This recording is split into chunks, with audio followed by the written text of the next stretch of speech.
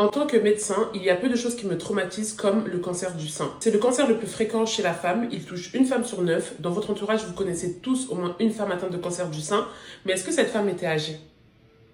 Est-ce que vous vous rendez compte, comme moi je m'en rends compte, que ça touche des femmes de plus en plus jeunes? Le mythe du cancer du sein qui touche la femme à plus de 50 ans, 60 ans, 70 ans, c'est plus le cas aujourd'hui. Aujourd'hui, on voit des femmes de 30, 40 ans, des mères de famille, des mères d'enfants en bas âge, touchées par des cancers du sein. Il faut savoir que ça peut aussi toucher les hommes, que c'est un critère de sévérité. Il faut savoir également que les formes chez les femmes jeunes font partie des formes les plus sévères parce que souvent associées à des mutations génétiques. On les diagnostique de plus en plus tôt parce que le dépistage s'est amélioré, la médecine s'est améliorée, les femmes sont beaucoup plus conscientes et vont beaucoup plus aller chez le médecin, chez le gynéco, dès qu'elles vont sentir une anomalie, ce qui fait qu'on peut les dépister beaucoup plus tôt et les prendre en charge assez tôt. Pourquoi je vous dis que ça traumatise? C'est parce que, en tant que médecin généraliste, j'arrive à en voir pas mal. C'est-à-dire que c'est pas quelque chose de rare dans ma pratique. Vous savez, nous, on est le médecin de premier secours, on ne voit pas forcément les maladies les plus rares, etc. Elles se voient à l'hôpital. Donc, quand toi, à ton cabinet, tu es déjà confronté à des femmes atteintes de cancer du sein à des âges de 30, quarantaine, en tout cas de moins de 50 ans, forcément déjà tu relates, tu te projettes un peu parce que toi-même tu es une femme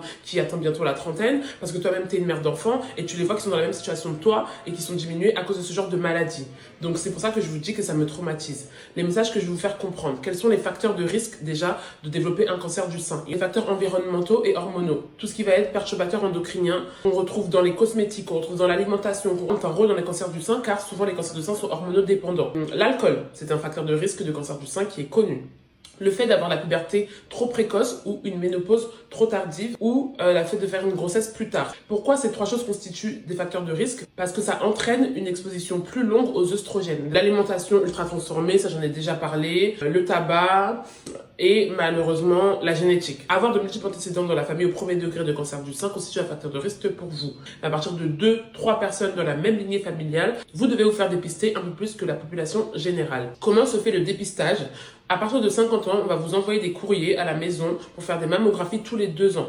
Malgré ça, il ne faut pas attendre 50 ans pour aller voir un gynéco ou un médecin généraliste ou une sage-femme pour vous faire palper les seins. Ou bien vous autopalpez à la maison dès que vous sentez une anomalie. N'hésitez pas à aller voir votre médecin. Aujourd'hui, on va avoir au moins l'échographie mammaire assez facile. Dès qu'une patiente va nous dire qu'elle sent quelque chose ou bien elle a une douleur récurrente au niveau mammaire, parce qu'aujourd'hui, on se rend compte que tu peux avoir ta soeur qui en a un, ta voisine. Donc faites attention à vous. Voilà, c'est un message de prévention, c'est pas un message pour vous faire peur. C'est pour vous dire que il faut vraiment faire attention à sa santé. Il ne faut pas attendre pour aller voir un gynéco. Un gynéco, on ne va pas le voir que quand on a des problèmes ou que quand on veut un bébé. D'accord? Ça fait partie aussi de la consultation gynéco ou chez le médecin généraliste.